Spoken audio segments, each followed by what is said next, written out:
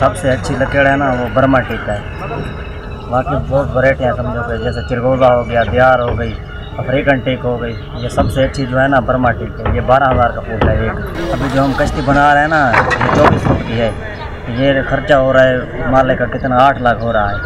अगर बड़ी बनवाए ना 36 फुट की तो उस पर 40 लाख आता है।